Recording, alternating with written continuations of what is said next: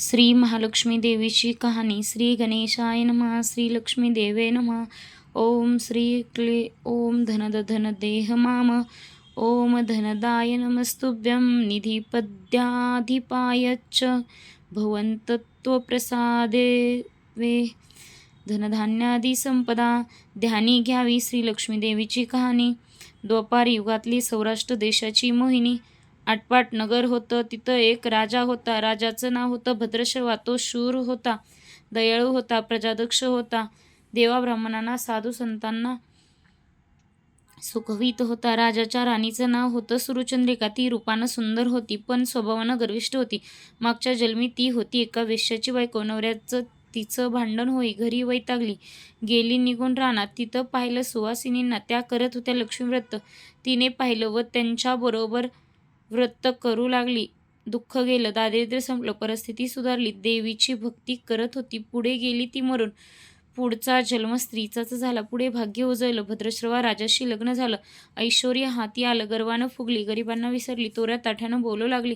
दास दाशीवर खेकसू लागले. एकदा काय झालं, देवीच्या मनी आलं राणीला भेटावं, मागची आठवण करून द्यावी, ती ओळखते का पाहावं. राणी राजवाड्यात मजेत राहत होती. राजा तिचं कौतुक करी. त्या दोघांना 7 मुलगे झाले. एक मुलगी झाली. मुलीचं नाव होतं शांबाला. एके दिवशी अचानक देवीनं म्हातारीचं सोंग घेतलं. फाटकी वस्त्र ल्याली, हाती काठी घेतली. आधाराला हळूहळू पावलं टाकत आली. राणीला भेटायला वाड्याशी आली आणि आरोळी दिली. आहे का कुणी घरी? घालेल का कुणी घास? दाशी आली बाहेर. म्हणाली, म्हातारी दिसली समोर. तिनं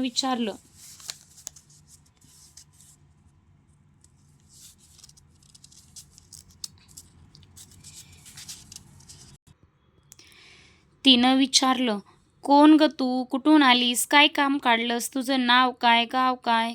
काय हवं आहे तुला? म्हातारी सांगू लागली. हळू आवाजात तसाच खोकलाही येई मधून मधून. म्हातारी म्हणाली, माझं नाव कमलाबाई. द्वारकेहून आले इथं. राणीला भेटायचंय. कुठे आहे या राजाची राणी? दाशी म्हणाली, राणीसाहेब आहेत महालात. मैत्रिणीशी गप्पा मारतात. त्यांना सांगितलं तर मलाच रागवतील. तुला कशा भेटणार त्या? तुझा अवतार पाहून तुझ्यावर खेकसतील, उनदुन बोलतील. मैत्रिणी तुला हसतील. तू इथे बस आडोशाला थोडा वेळ. मैत्रिणी गेल्या की सांगते त्यांना.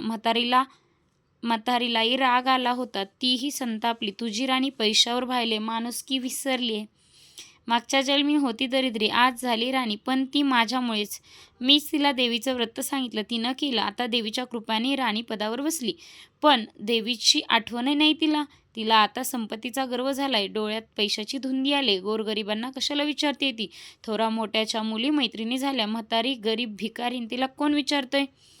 ही राणी लक्ष्मीव्रत विसरून गेली. घेतला वसा टाकून दिला. उतली मातली, पण याचं फळ तिला भोगावंच लागेल. नंतर डोळे उघडतील तिचे. जाते मी परत. दाशीनं म्हातारीला पाणी दिलं. हात जोडले. म्हणाली, मला सांगाल ते व्रत मी करील ते नेमानं. उतणार नाही, मातणार नाही, घेतला वसा सोडणार नाही, दिलेला शब्द विसरणार नाही, मोडणार नाही. म्हातारीनं त्या दाशीला व्रताचा वसा सांगितला. ती उठली व काठी टेकत तिथून निघून जाणार तोच माडीवरून एक मुलगी लगबगीनं खाली आली. ती होती राणीची मुलगी शांबाला. ती आली नीम कळवळून म्हणाली, आजी रागवू नका. माझी आई चुकली. तिच्यासाठी मला क्षमा करा. मला धीर द्या. आईला दिलेला शाप मागे घ्या. मी तुमच्या पाया पडते. मुलीवर दया करा.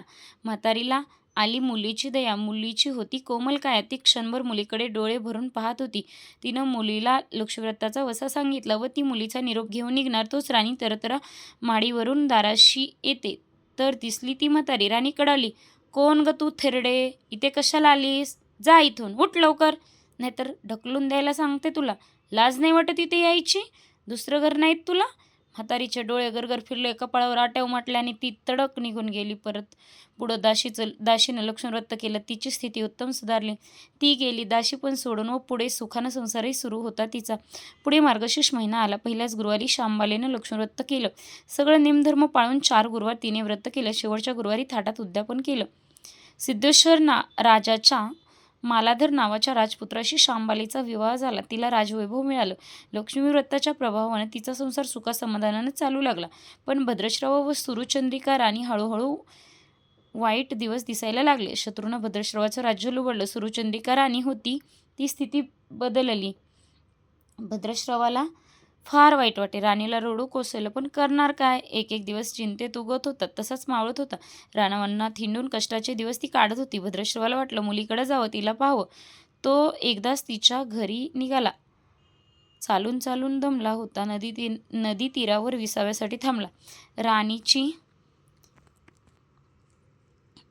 राणीची दासी नदीवर येत होती. तिने भद्रश्रवाला पाहिलं, ओळखलं. लगबगीने घरी गेले. राजाला बातमी सांगितली. मालाधरानं माणसं पाठवली, रथ पाठवला. शूरांनी घरी आणलं, मानसन्मान केला, नवी वस्त्र दिली, गळ्यात हार घातला. शांबाला वडिलांची नीट व्यवस्था ठेवत होती. राजाचे दिवस मजेत जात होते. आता परत जायचा विचार त्यांच्या मनानं घेतला. जावयाला तसं सुचवलं. भद्रश्राव मुलीचा व जावयाचा निरोप घेऊन निघाला. जावयानं नौकराजवळ एक हंडा दिला. मोहरांनी भरला होता तो. नौकरांच्या सोबतीनं राजा पुन्हा घराकडे परतला. चंद्रिकेला भेटला. हंडा पाहून ती खुलली. हंड्यावरचं झाकण काढलं. आत पाहते तो काय, आत दिसले कोळसे. सुरचंद्रिकेने कपाळावर हात मारून घेतला. नवऱ्यानं सांगितलं. तोही चकित झाला ते ऐकून. दुःखाचे दिवस संपत नव्हते, दारिद्र्याचे भोग सुटत नव्हते, चिंतेचे ढग सभोवर दिसत होते, काळजीचा वणवा भडकत होता. सुरचंद्रिकेला एक एक दिवस अडचणीचा वाटत होता. तिच्याही मनानं घेतलं, एकदा मुलीला भेटावं, डोळे भरून पाहून यावं. आपल्या नशिबाचे भोग आपणच सोसायला हवेत, दुसरं करणार काय. एका गुरुवारीच ती घरून निघाली. मुलीच्या गावच्या नदीतीरी बसली. अगदी दमून गेली होती ती. त्यावेळीच एक दासी नदीवर आली. तिनं राणीच्या आईला ओळखलं. ती महाली गेली. राणीला बातमी दिली. तुमची आई नदीवर बसली, खूप दमलेली दिसली, तिला आणायला पाठवा कोणीतरी. शांबालेनं रथ बोलवला. आईला घेऊन यायला सांगितलं. आई रथात बसून घरी आली. शांबालेनं पाहिलं. आईला तिनं प्रेमानं मिठी मारली. मुलीच्या घरचं ऐश्वर्य पाहून तिचे डोळे तृप्त झाले होते, पण तोंडातून शब्दही फुटत नव्हता. आईला स्नान करायला सांगितलं. मग पैठणी नेसायला दिली. गळ्यात सोन्या मोत्याचे अलंकार घातले. आईचं रूप उठून दिसू लागलं. दुपारची वेळ झाली. शांबाला लक्ष्मीव्रताचा वसा करत होती. लक्ष्मी देवीची भक्तिभावानं पूजा करत होती.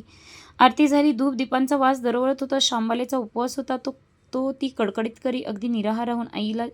आईच्या जेवणाची तयारी झाली होती. तिनं आईला जेवायला बोलवलं आणि आईला मागच्या जन्माची आठवण झाली. ती लक्ष्मीव्रताचा वसा करत होती. लक्ष्मीदेवीच्या कृपेनंच ती राणी झाली होती. ती म्हणाली, श्यामा, मी पण जेवत नाही, मी तुझ्याबरोबरच उपास करीन. श्यामा ठीक आहे म्हणाली. मार्गशीर्ष महिनाच होता. तो 4 गुरुवार मुलीनं केलेलं व्रत तिच्या आईनं पाहिलं होतं. भक्तिभावानं नमस्कार करत होती, उपास करत होती, सर्व दुःख दूर व्हावीत म्हणून प्रार्थना करत होती. महिना संपला. घरी जाण्याचा विचार ठरला. तिला पोचवायला शांबाला बरोबर गेली. 4 दिवस राहून शांबाला परत निघाली. मालाधरानं पूर्वी पाठवलेला हंडा तिनं घेतला. त्यात मीठ भरलं होतं. नौकराजवळ देऊन ती पुन्हा आपल्या राजवाड्यात आली. मालाधराशी गप्पा गोष्टीत वेळ जात होता. त्यानं सहज विचारलं, माहेरून काय आणलं? शांबालेनं बरोबर आणलेल्या हंड्याकडे बोट दाखवलं. मालाधरानं झाकण काढलं. आत काय दिसलं? मिठाचे खडे. अगं वेडे, हे मिठाचे खडे कशाला? इथे नाही का मिळत मीठ? हो मिळतं ना, पण हे मीठ माझ्या वडिलांच्या राज्यातलं आहे. वडिलांचं राष्ट्र सौराष्ट्रात होतं. तिथल्या शेजारच्या समुद्राचं आहे हे मीठ.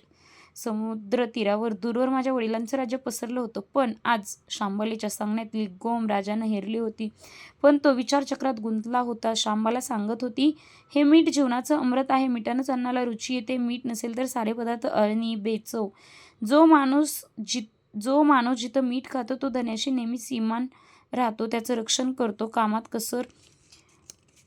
कसर झाली तर प्राणार्पणही करतो. मालाधराचं विचारचक्र थांबलं नव्हतं. त्यानं ताबडतोब आपले सेवक आपल्या सासऱ्याकडे भद्रश्रवाकडे पाठवले व त्यांना ताबडतोब बोलावून घेतलं. भद्रश्रवाला त्या तातडीनं बोलवण्याचा काहीच अर्थ कळला नव्हता, पण अधिक विचार न करता तो तातडीनं जावयाकडे आला. दोघांची गुप्त बैठक झाली. त्यातून एक नवा विचार निश्चित झाला. भद्रश्रवानं आपली अनुमती दिली होती. मालाधरानं आपल्या मुख्य सेनापतीला ताबडतोब भेटून जाण्याची आज्ञा केली. सेनापती आले व त्यांनी मालाधरांना आदरपूर्वक वंदन केले. काय आज्ञा? असं नम्रपणे विचारलं. भद्रश्रवाचं राज्य जिंकून घेतलेल्या शत्रूवर ताबडतोब स्वारी करून जायचं. प्रत्येक सैनिकाच्या हाती या हंड्यातला एक मिठाचा खडा द्यायचा. शपथ घेऊन शर्तीनं झुंजायला सांगायचं. राजाच्या आज्ञेनुसार सेनापतीनं सर्व व्यवस्था केली. दुसऱ्याच दिवशी सर्व सेना घेऊन शत्रूवर चाल केली. शत्रू बेसावध. मालाधराचे सैनिक अधिक सावधगिरीने शत्रूच्या राज्यावर तुटून पडले. घनघाती लढाई सुरू झाली, पण मालाधराच्या सैनिकाचा पवित्रा शत्रूला अडवताच येत नव्हता. शत्रूंचे सैनिक जमिनीवर कोसळत होते. मालाधराचे सैनिक पराकाष्ठेने पुढे सरसावत होते. युद्धाचं तांडव अखंड चालू होतं. सूर्य पश्चिमेकडे सरकत होता. थोड्याच वेळात अंधार पसरणार होता. मालाधराचे सैनिक अधिक ईर्ष्येने पुढचं पाऊल पुढे खेचत होते आणि शेवटी मालाधराच्या सैन्यानं शत्रूचा पुढा फरशा पाडला होता. मालाधराच्या सैन्यानं अपूर्व विजय मिळवला होता. भद्रश्रवाचं राज्य पुन्हा मिळवलं होतं. मालाधरानं व शांबालेनं ही आनंदाची बातमी मालाधराला व शांबालेला ही आनंदाची वार्ता सेनापतीनं ताबडतोब कळवली. मागे राहिलेल्या सैनिकांनी त्या शत्रूच्या राज्यातील मुख्य खनिजा लुटला. अफाट संपत्ती त्यांना मिळाली. ती पोत्यात भरून मालाधराकडे आणली. त्यात सोन्याच्या मोहरा होत्या, अनेक नाणी होती, कित्येक शस्त्रांचा साठा होता. मालाधराने भद्रश्रवाला चंद्रिका राणीला घेऊन यायला सांगितलं. ती आल्यावर घरात आनंदाला उधाण आलं होतं. तो होता गुरुवारचा दिवस. शांबालेनं लक्ष्मीव्रताची पूजा केली, आरती केली. धूप दीपांचा सुगंध तरवळत होता. तिनं व तिच्या आईनं उपवास केला होता. रात्री देवीची आरती झाली, देवीला नैवेद्य झाला व सर्वांनी मिष्टान्नाचं जेवण केलं. मार्गशीर्ष महिन्यातला हा शेवटचा गुरुवार होता, लक्ष्मीव्रताचा शेवटचा दिवस. या मंगल मुहूर्तावर मालाधरानं भद्रश्रवाचं राज्य त्याच्या स्वाधीन केलं व व्रताची खरी सांगता झाली. राजा राणी परत आपल्या सौराष्ट्रात आले. सुरचंद्रिकेने पुन्हा लक्ष्मीव्रताचा वसा घेतला आणि तो अजन्म पाळला. घरची स्थिती पुन्हा पूर्वीप्रमाणे सुधारली होती. राजाने 7 मुलगे कुठेतरी दूरदेशी गेले होते. तेही अचानक घरी आले. त्यांना पाहून आई वडिलांना जो आनंद झाला त्याचं वर्णन शब्दात सांगणं अगदी अशक्यच. श्री लक्ष्मीदेवीच्या व्रताचा हा अपूर्व अनुभव राजा राणींनी पुढे सतत घेतला. त्यांचे जीवन निश्चिंत झालं. दुःखाचं वादळ पूर्ण थांबलं होतं. सुखाचे वारे सर्वांनाच सुखवित होते.